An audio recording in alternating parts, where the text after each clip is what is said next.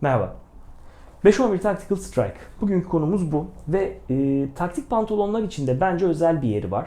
Çünkü gerek aynı firmanın 511 firmasının birçok taktik pantolonun yanında ya da Pentagon gibi diğer firmaların taktik pantolonlarının yanında tasarımlarıyla bence bir adım öne geçebilmiş bir pantolon.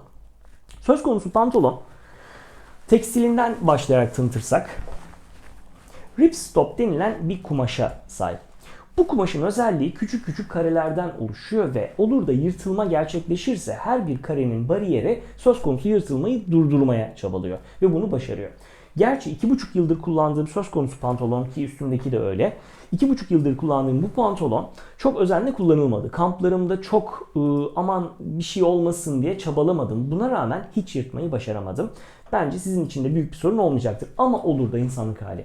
Böyle bir sorunla karşılaşırsanız bu teknoloji sayesinde boydan boya bir yırtılma gerçekleşmeyecek. O yırtılma bir yerde kalacaktır. Tekstilin ikinci güzel özelliği teflon kaplama olması. Söz konusu pantolon teflon kaplama. Bu da onu su geçirmez yapmıyor ama su kaydırıcı yapıyor. Küçük sıçramalar ya da ufak yağmurlarda ıslanmıyorsunuz. Üstünden kayıyor gidiyor o yağmur.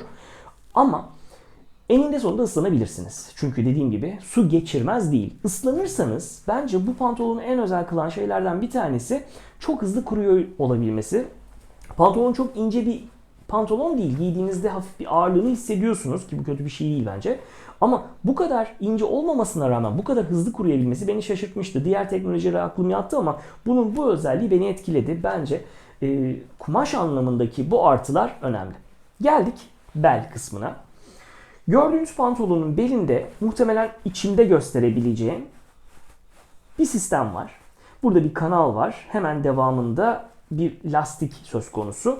Ve bu beldeki bu yapı, eğer olur da bedeninize göre aldığınız bu pantolonu olur da biraz kilo alırsanız ya da kış kamplarında içinize fazla kalın şeyler giymek zorunda kalırsanız hala vücudunuza uygun hale getiriyor. Kemersiz kullanabiliyorsunuz. Gerçi temel bir taşıma ekipmanı olan pantolonun yanında bence çok faydalı olan kemeri doğada kullanmalısınız ama kullanmasaydınız da bu pantolon fazlasıyla işinizi görecekti. Günlük kullanımınızda en azından belki faydalı olabilir bu özelliği. Geldim ceplerine. Bu pantolonun iki cebi, bir sürü cebi var ama iki tane cebi bence çok güzel. Bir öndeki şu cepler. Gördüğünüz gibi öndeki bu cepler, ki üstümdeki pantolonda da gösterebilirim. Şu anda burada görüyorsunuz. Öndeki bu cepler büyüklükleri iyi ayarlanmış. Bir iPhone 8 Plus'ı buraya silme sokuyorsunuz. Sağdan soldan hiç artmıyor. Tam oturuyor. Hareket etmiyor. Güzel. Üstten 1,5 santim iPhone taşıyor. Büyüklüğü hakkında fikir verir. Bu cepler çok kullanışlı. Günlük hayatta telefon için, kartlar için kullanabiliyorsunuz. Ufak cüzdan taşımayı seviyorsanız öyle şeyler için kullanabiliyorsunuz. Doğada da bir sürü artısı var. Mesela akıllı telefonumu buraya koyuyorum. Harici bataryamı buraya koyuyorum. Uygun uzunluktaki bir kablo ile ben hareket ederken o hala şarj olabiliyor. Üstelik nasıl ayarlandıysa bence çok ergonomik. Buraya bunu takıyorsunuz. Kocaman bir telefon sonuçta bahsettiğim telefon. Ama oturup kalkarken sizi hiç rahatsız etmiyor. Ben öyle bir şeyde kasacağını düşünmüştüm ama hiç kasmıyor. Ön ceplerini çok seviyorum, uzun lafın kısası. Ön ceplerin üst kısmı güçlendirilmiştir. Klipsler taktığınızda zarar görmüyorlar. Yan cepler, alıştığımız yan cepler, buradan göstereyim. Baya bir derin. Bu yüzden içine ne koysanız alıyor. Tabii ki bu görsel anlamda bir süre sonra rahatsız edici olabilir çok doldurursanız ama en azından sağlam mı diye soruyorsunuz. Evet, çok sağlam. İçinize koyduğunuz her şeyi çok güzel taşıyabiliyorlar. Ayrıca yan ceplerin şuraları güçlendirilmiş bir malzeme.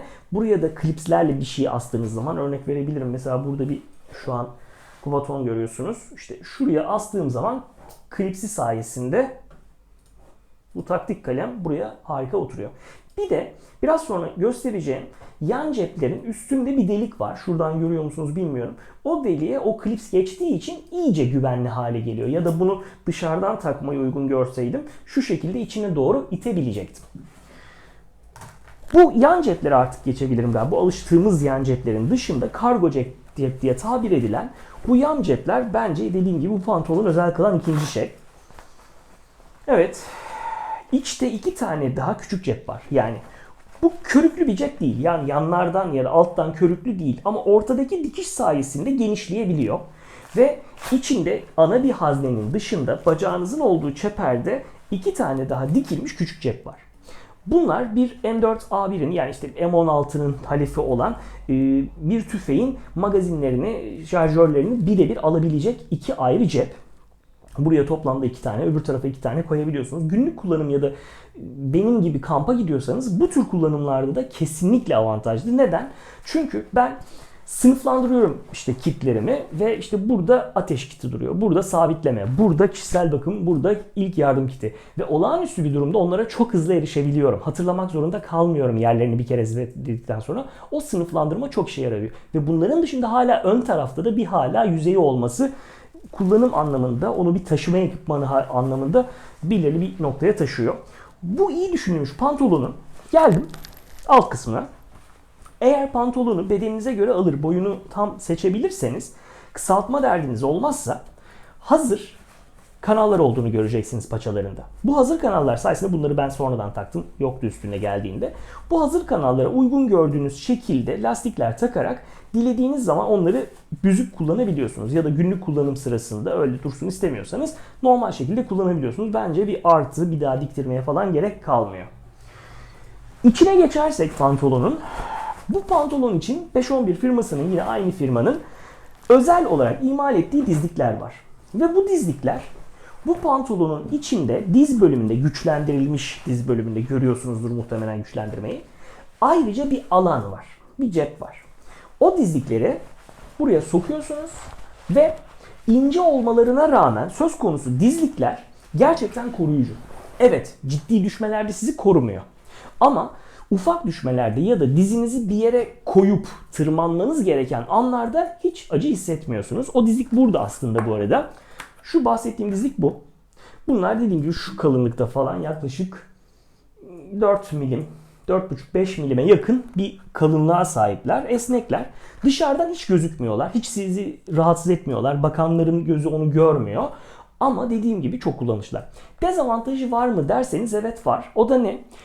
Alıştığımız gündelik dizlikler gibi, alışıldık dizlikler gibi pantolona dışarıdan takılmadıkları için siz dizinizi yere koyduğunuzda pantolonunuzu doğrudan yere koymuş oluyorsunuz. Yani pantolonu korumuyorlar. Dizinizi koruyorlar ama pantolonu korumuyorlar. Artıdır, eksidir, takdir size ait. Ben onu o haliyle kullanmayı daha çok seviyorum. Çünkü alışılmış dizliklerin de pot yapması ya da bir şekilde çok hareket etmesi dış yüzeyde bu sefer o bir rahatsızlık veriyor. Artıları eksileri var ama ben bunu bu şekilde kullanmayı seviyorum. Siz o bölümlerdeki cepleri illa bu dizliklerle değil, alternatif başka kendi projelendireceğiniz şeylerle de kullanabilirsiniz. Gayet başarılı olacaktır diye düşünüyorum.